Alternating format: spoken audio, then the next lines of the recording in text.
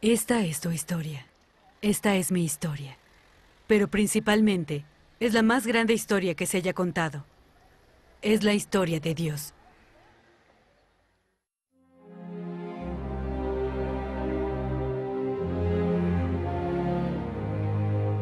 Cuando pasó el sábado, María Magdalena, María, la madre de Jacobo y Salomé, compraron especias aromáticas para ungir el cuerpo de Jesús.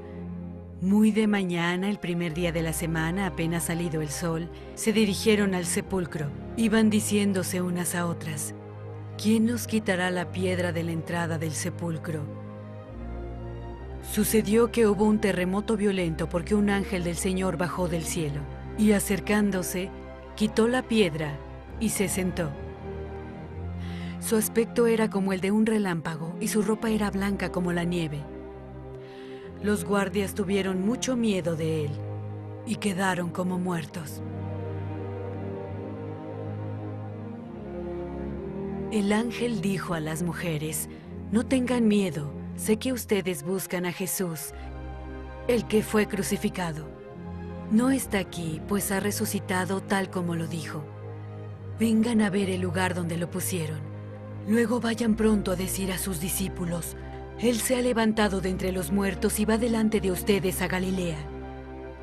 Ahí ustedes lo verán. Ahora ya lo saben.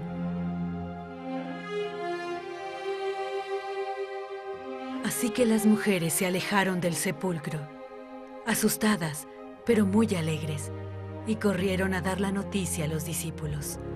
Sesión 27. La resurrección.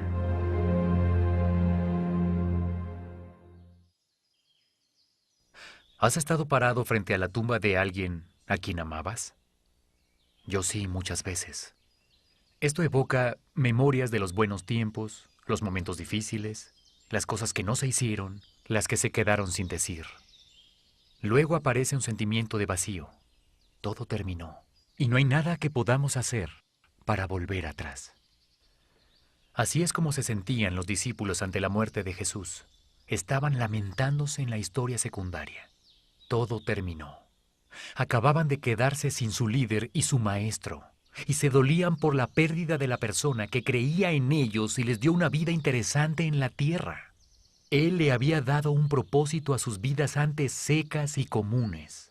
Estaban tristes, aunque Jesús les dijo en muchas y numerosas ocasiones que Él moriría, pero que resucitaría al tercer día. Ellos no pudieron entenderlo. Pero hubo un grupo de personas que escucharon el rumor de su resurrección de los muertos claramente y lo tomaron muy, muy en serio. Los líderes religiosos que hicieron que crucificaran a Jesús no creían que fuera a levantarse de entre los muertos y pensaron que sus discípulos podían robar el cuerpo para decir que lo había hecho. Así que le contaron a Pilato. ¿El plan? Sellar la piedra que cubría la entrada de la tumba y poner guardias. Acabamos con ese Jesús. Vamos a asegurarnos de hacerlo con sus discípulos también. A nadie le permitían hacer nada el sábado, el sabbat, así que el cuerpo de Jesús se quedó descansando.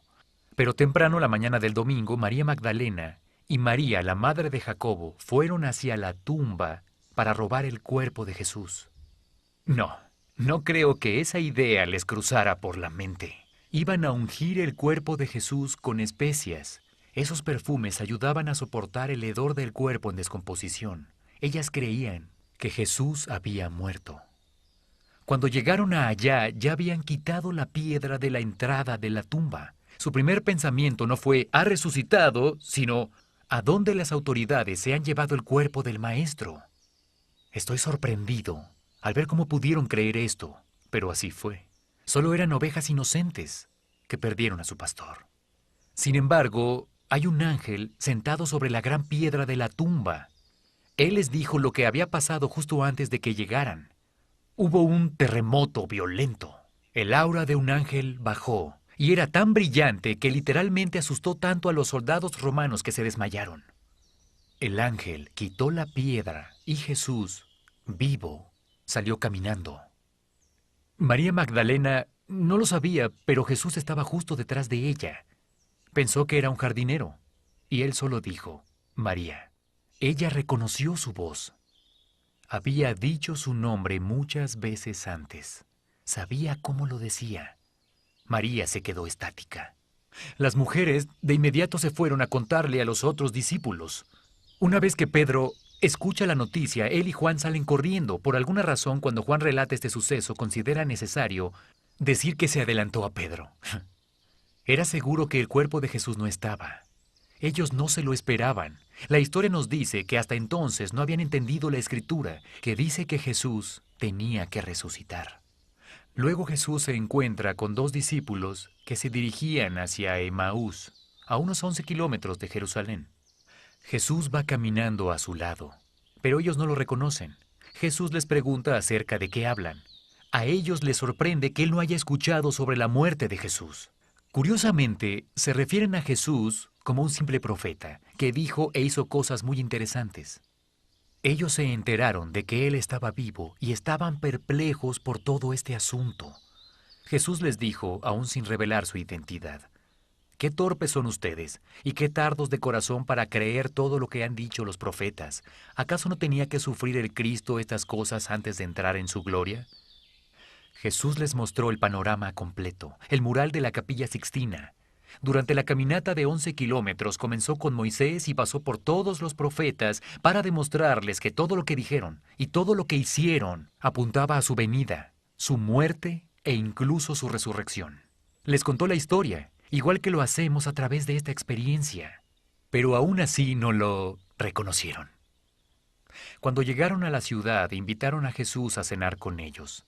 En cuanto Jesús partió el pan y dio gracias, se abrieron sus ojos y entonces lo reconocieron. Jesús nos dijo que la mesa sería el lugar donde mejor reconoceríamos su presencia.